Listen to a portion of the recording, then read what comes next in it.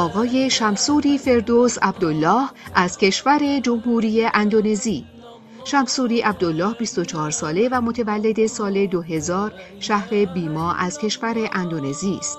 قرآن را در سنین کودکی به همراه دوستانش شروع کرده و در مسابقات کشورهای ترکیه، تانزانیا و اندونزی حائز رتبه اول شده است. شمسوری همکنون دانشجوی فعال کالج علوم قرآنی جاکارتا می باشد.